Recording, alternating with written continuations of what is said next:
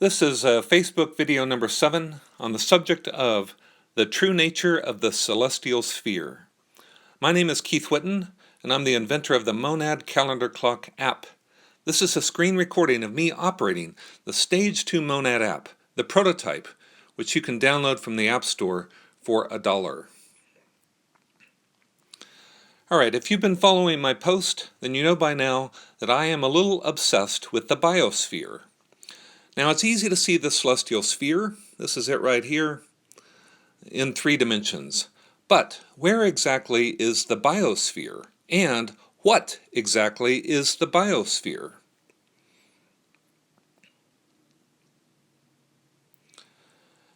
Now, Wikipedia defines the biosphere as the worldwide sum of all ecosystems on Earth, integrating all living beings and their relationships, including their interactions with the elements of the lithosphere, that would be the continents, the hydrosphere, the oceans, and the atmosphere which surrounds the Earth.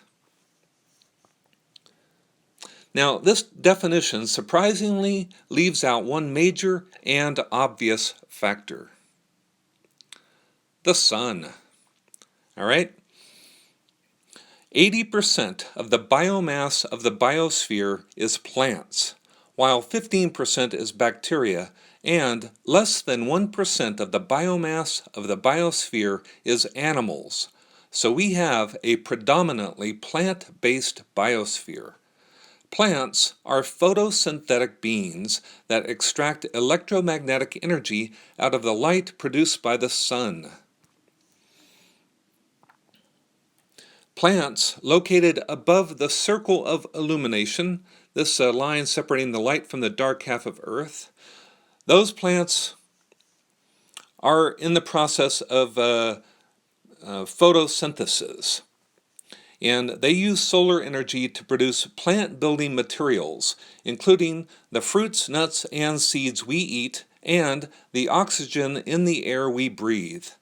In the absence of plants, there would be almost no oxygen in the Earth's atmosphere for animals to breathe.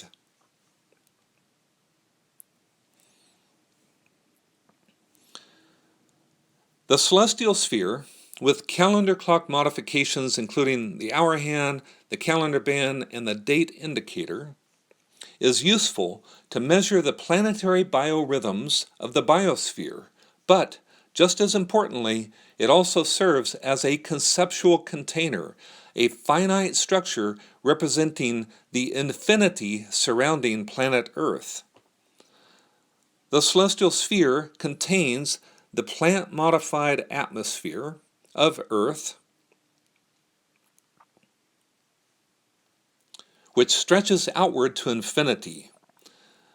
Now, the Earth's atmosphere is alchemically mixed with a 3-phase hydrosphere: ice at the poles, water covering the Earth and the oceans and the rivers, and water vapor in the atmosphere.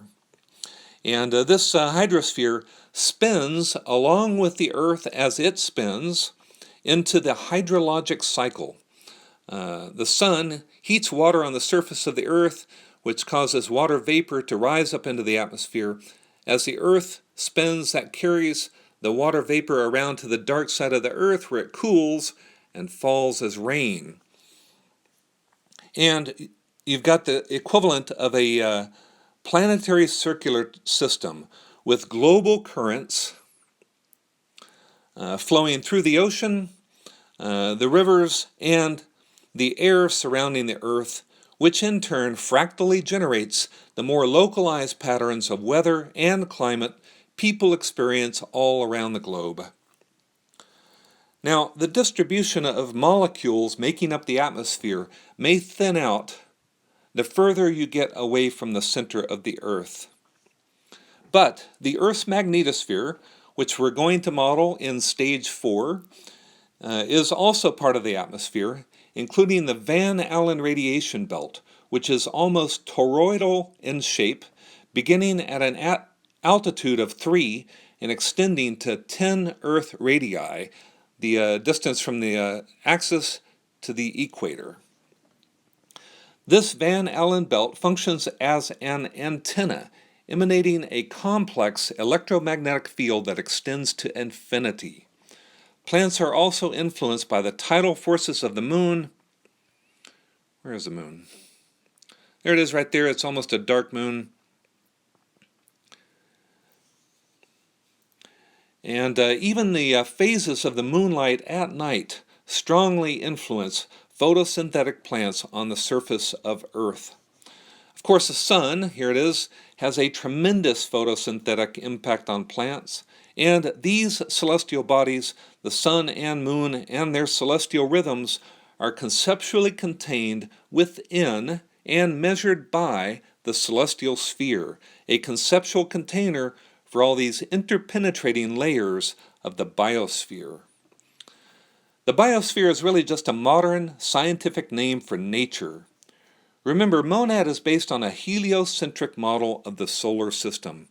Let's go into a heliocentric mode. Tap the helio button here at the bottom. I'm going to speed things up.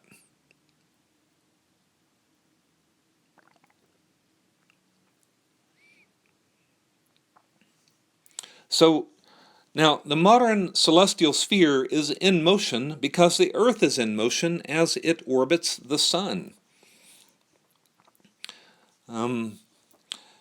Back and forth from geo to helio, it's really just a matter of perspective. All right? Once again, back to a geocentric mode. Earth at the center of a time and date-telling celestial sphere restores an ancient way of looking at the living Earth.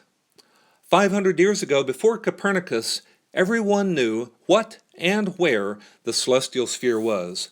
But even more, we all lived in nature and knew our place in nature, and we treated nature with respect.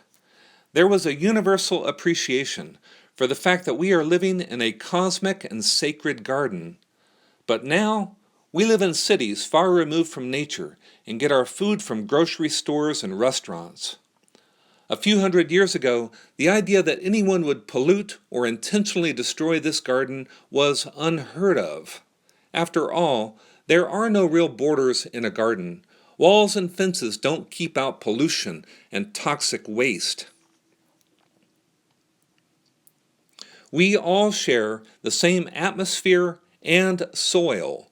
We all are equally dependent on an abundance of plants to provide for our continued survival. And there's no out-of-the-way place to store the waste we humans create except by recycling everything. And, of course, we need to reduce the heating from burning and combustion taking place around the globe. There is a lot of work to be done, but the good news is there's no better work than working in a garden. And that's how we need to treat the whole of planet Earth. As a garden, we're all tending together. All right, back to the now. If you haven't already, remember to download MONAD from the App Store and check out my website, earthатthecenter.com.